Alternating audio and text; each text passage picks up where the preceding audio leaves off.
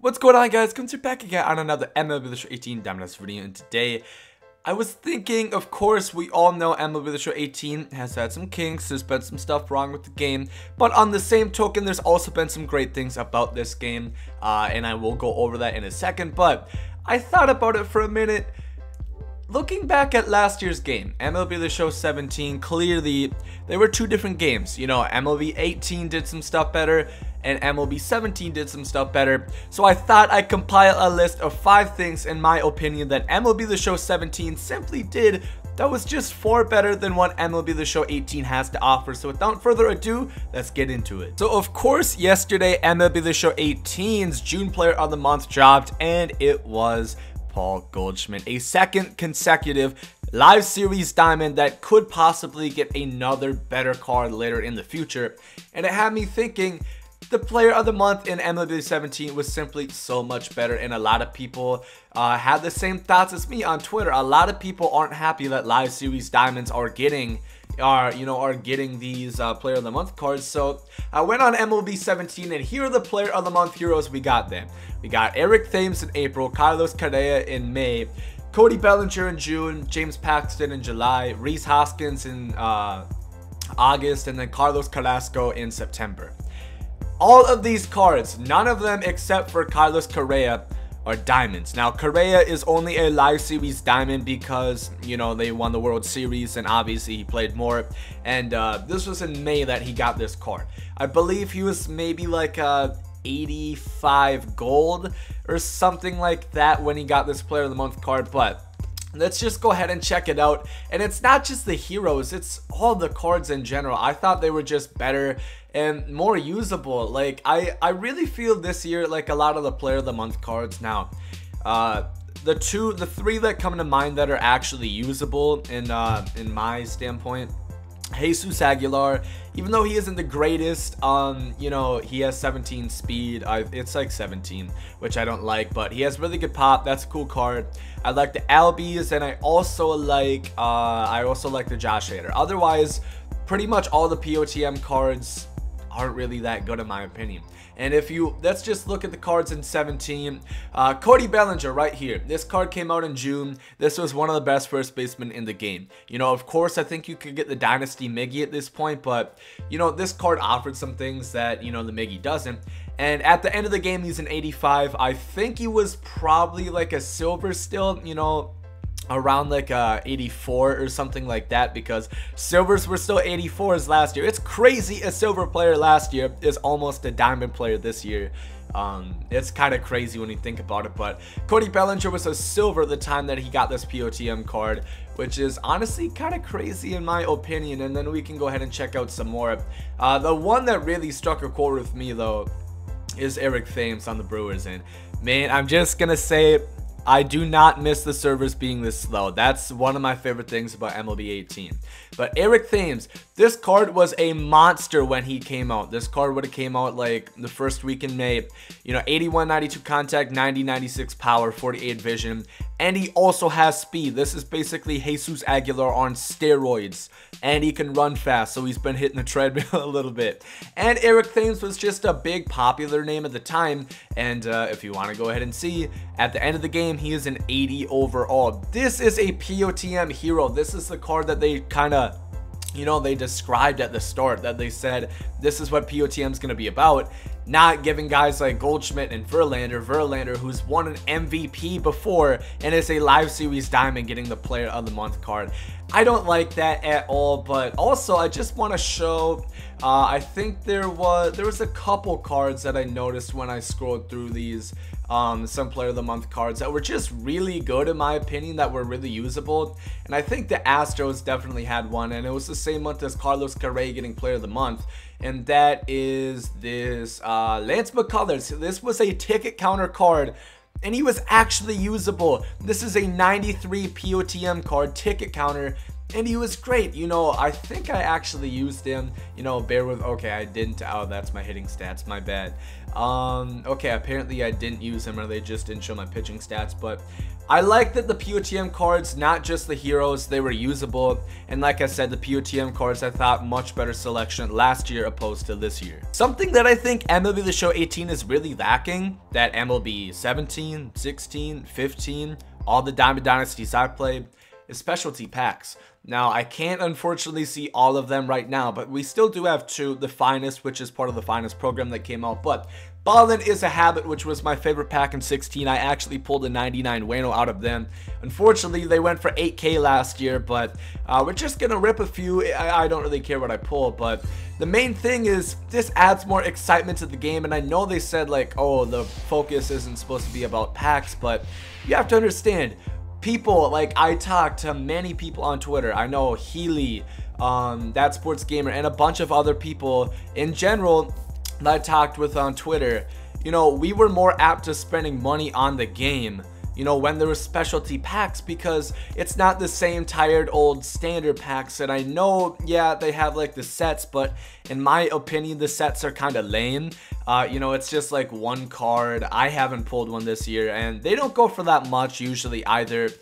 I just wish there was just specialty packs, and also I just wish there was more stuff you could pull in packs. Other than the sets, there is no cards that you can pull in packs in MLB The Show 18. You know, you can pull, it's up to set 9, but 2 of them were equipment sets.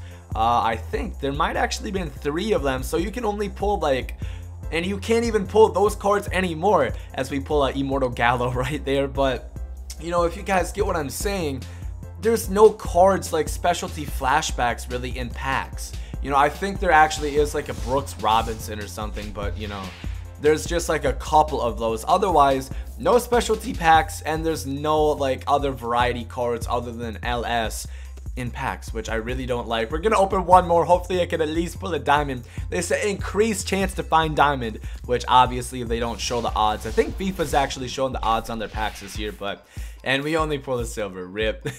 In my opinion, something MLB The Show 18 really dropped the ball on, in my opinion, was the Team Epochs programs. Now, they changed it up. They said that we don't want you to have to collect the whole team anymore.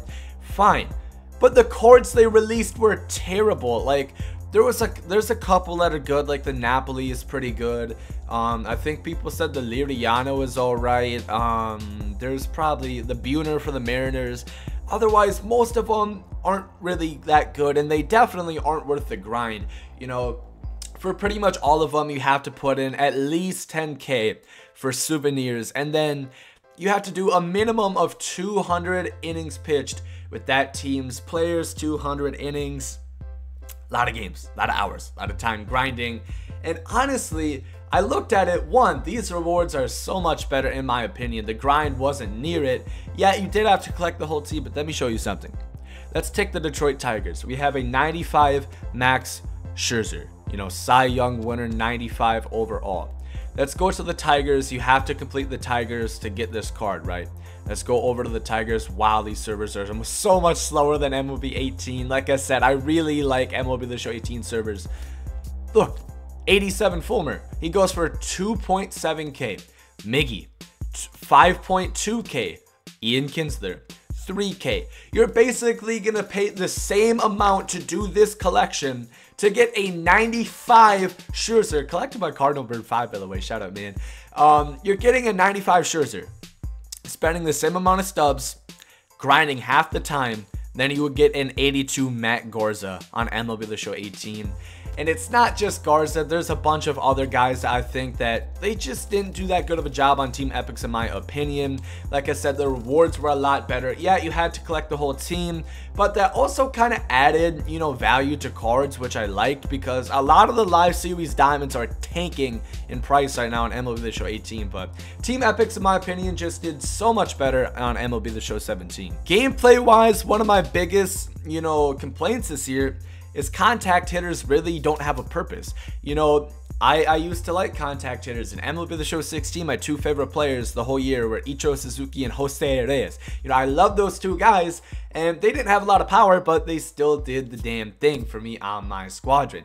This year, they really aren't that useful. I've used a Rod Carew, who has 56 power versus righties, I believe, and he can kind of do some stuff, but he can't hit the ball far whatsoever. If he gets a hit, you know, it's rare. I think I'm hitting like 275 with him, and versus lefties he has like 36 power. I can't do anything with him. Even when I square up the ball, it goes nowhere. Whereas in this game, if you want to look, Jose Ramirez, 65 and 60 power, about average, a little less than average. I'm hitting 368 with him, and I'm also able to push the ball out of the yard. Slugging percentage is 622. You know, it's not really that good of power, and I'm still able to like get stuff done with him, and that's what I miss. You know, contact hitters were just far more rewarded. I don't know if I'll be able to find a perfect example of this, but even like Asdrubal Cabrera, okay, that was probably offline, but still, even offline, I've used like the Buddy Bell before. You know, the Buddy Bell, the 89 that came out in MLB 18. I just, you know, you just see I square up the ball with him, and it just doesn't go for hits like the power hitters do, which is unfortunate, because if you look at guys like Rod Carew, you know, they were some of the best hitters ever in baseball, but they don't feel like it. Whereas if a Gallo, if you only played MLB The Show, you would think Joey Gallo is a better player than Rod Carew. Honestly, you would think that, because he's a better, more valuable hitter in the game. You know, just because Gallo, you know, he has no contact, no vision, but he has a lot of power. And Carew, he has a lot of contact and vision, but no power. So that's what I don't like. I think MLB 17 did it a lot better, and even MLB 16 did it the best. Before all the new ball physics came in, I really liked that gameplay. Hopefully someday we can get back to that. And finally, one more thing that I really did miss in MLB 17 was some My Career missions. Now, I'll be honest, they could have made this stuff a little bit harder. I didn't even play that much MLB 17, even though I'm at Diamond 30.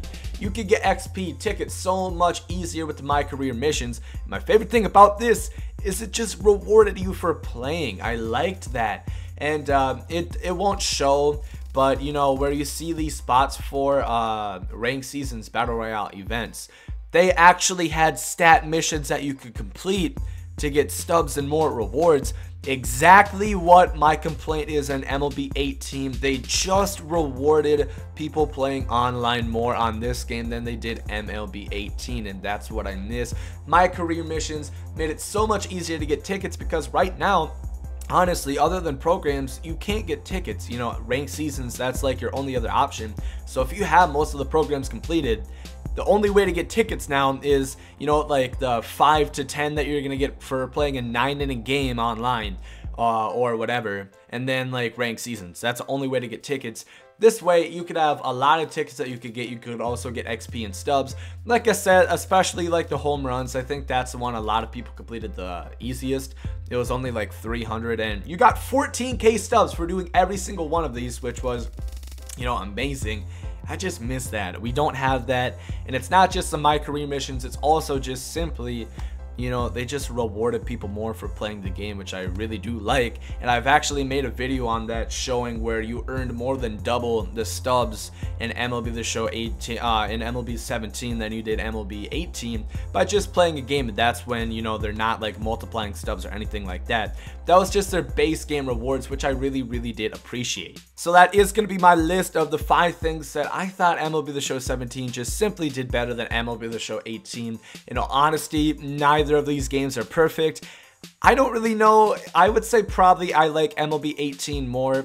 You know, like, it's a bunch of things. I like 17's content better than 18, but I like the gameplay. Like, it's a bunch of just like little intangibles that each game has. Like MLB 17, they had a bunch of horrendous fielding animations, but I like the hitting a little bit better than MLB 18. It's a bunch of just like, you know, this did this better, but this one did this better. but I would say MLB 18 is a bit better of a game, but there was definitely some stuff that MLB 17 did better, as well as MLB 18 does better than 17. Like I said multiple times in this video, just the servers alone, the servers are so much better in MLB 18, and that I am truly grateful for. Even though it was still the expensive online franchise, I really am glad that they did improve the servers. That really helps me out, especially when I have to navigate the menus a lot.